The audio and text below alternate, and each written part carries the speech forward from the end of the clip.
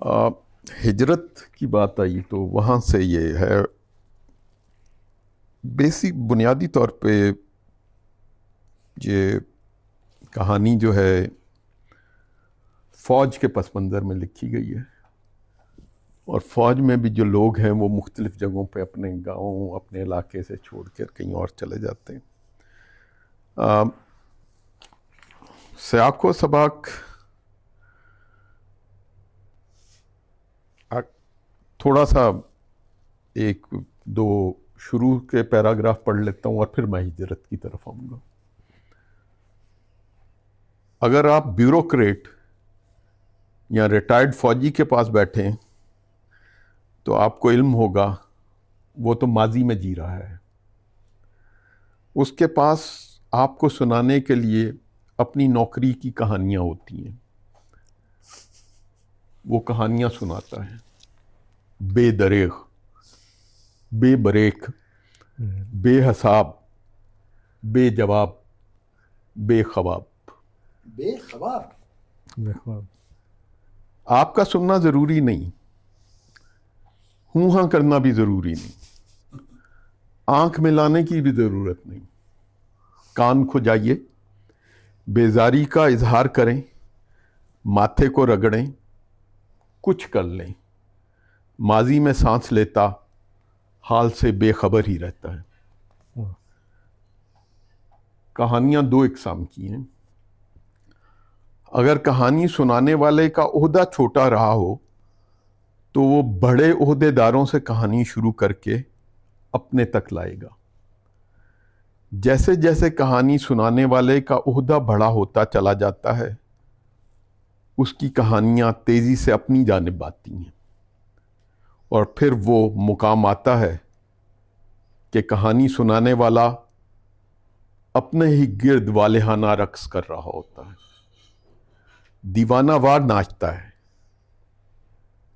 یہ چھپ دکھاتی طوائف نہیں ہوتی بلکہ وقت کا مارا حقیقت سے فرار مانگتا ناچار نچیا ہوتا ہے، ایسا ناچنے والا جو اپنا تماش بین بھی خود ہی ہے۔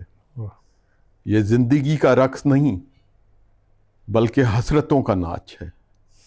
مور کا سنا ہے کہ پنکھ پھیلائے ناچتے اپنے پیروں کو دیکھ کر روتا ہے، یہ نچیا اپنے ماضی کو یاد کر کر کے روتا ہے، ہائے گئے وقت نچایا کر کر تھیا تھیا۔ وہ جو جی سر کی مداح کا خوگر رہتا ہے وہ ریٹائر ہونے کے بعد وقت کی تبدیلی دیکھتا ہے، محسوس کرتا ہے مگر مانتا نہیں۔ اس انکار سے وہ اپنا سراب خود تراشتا ہے اور اس کی پیاس اسے ناچنے پر مجبور کرتی ہے۔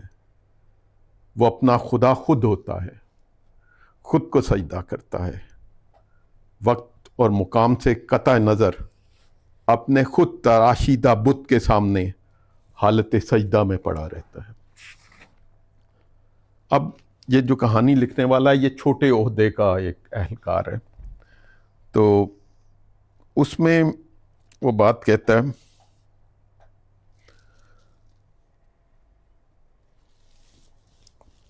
اور اس میں دو پیراگراف مزید میں پڑھوں گا۔ فوج میں وہ یہ کہتا ہے کہ مختلف لوگوں کے نام رکھ دیے جاتے ہیں، ہر آدمی کے مختلف نام ہوتے ہیں اپنے، اور نام ہی بتا دیتے ہیں آدمی کو۔ میں اگر آپ کو 3-4 صحیح نام لوں جو رکھے گئے ہیں تو مجھے آپ کو بتانا نہیں پڑے گا کہ وہ بندے کون ہیں۔ شبیر اینجل، شبیر اینجل صاحب ایک بہت مشہور آدمی ہیں، ایئر کموڈور شبیر نام تھا ان کا، اور انہوں نے راشد آباد کے نام سے ایک شہر بنایا جس میں بہت لوگوں، اور یہ نام ان کا، شبیر اینجل صاحب کا یہ نام اس وقت سے ہے۔ یہ تو ان کا بیٹا شہید ہو گیا جس کا نام راشد تھا، اور اس کے نام پہ اگر آپ گوگل کریں تو آپ کو پتہ لگے گا کتنا بڑا کام کیا۔ میرے خیال میں اس میں ایک بہت بڑا ہسپتال ہے، وہ پورا شہر ہے، ایک ریلوے اسٹیشن ہے، یہ کس جگہ انٹیریئر سندھ میں کسی جگہ پہ ہے، اور کیڈٹ ایک کالج ہے تو یہ ایک نام آپ، میں نام بدل دیتا ہوں کسی وجہ سے، ایسے نام شبیر اینجل کا نام ان کے نام کے ساتھ ہے، اسلم ٹوکا. اب اس کے بتانے کی ضرورت نہیں ہے کہ یہ صاحب کیسے، میں نے نام ویسے بدل دیا ہے ایکچولی. تو یہ اس طرح کے نام. تو یہ سوال ہے یہ نام کیسے آتے ہیں. سب سے پہلے جانیے کہ عموماً یہ نام دو طریقوں سے آتے ہیں. فوجی بیرک میں جائیں تو لائن میں بستر لگے ہوتے ہیں، لوہے کے فریم کی چارپائیاں جو فولڈ ہو جاتی ہیں، ان پر بچھی چادریں، ایک طرف سرہانہ اور پائنتی پر موسم کے لحاظ سے چادر، کھیس یا رضائی تہ کر کے پڑی ہوتی ہے. تکیے کے غلاف پر کی گئی کڑھائی کسی رشتے یا کسی بنتے رشتے کا واسطہ لیے پردیس میں شب کو ساتھ ہوتی ہے.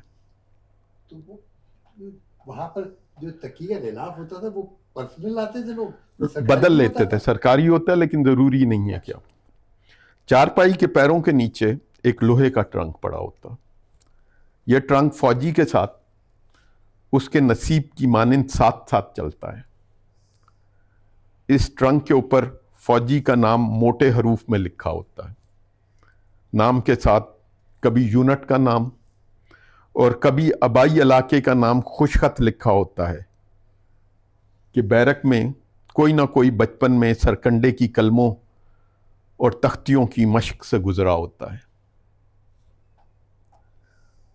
سرکنڈے کی قلم، لکڑی کی تختی اور گاچنی کی ڈلی، عامیوں سے دل لگائیں تو خصوصیت عطا ہوتی ہے. ان ناموں کے آخر میں خود چنے اضافی نام بھی درج ہوتے ہیں. یہ کیسے نام؟ تو یہ خود چنے ہوئے ہوتے ہیں. کچھ نام لوگ دیتے ہیں، کچھ خود چنے ہوتے ہیں.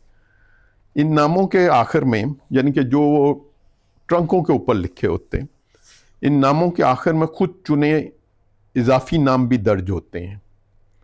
پردیسی، پنچھی، زخمی وغیرہ. عموماً یہ نام ایک اداسی کی فضا اوڑے ہوتے ہیں. ہجرت چاہے رزق کے لیے ہو، چاہے عارضی ہو، چاہے بے نام سے گاؤں سے رونق بھرے شہر کی جانب ہو، ایک بے کلی کی چادر اوڑے ہوتی ہے. ایک بے کلی کی چادر اوڑے ہوتی ہے. یہاں سے میں ہجرت پہ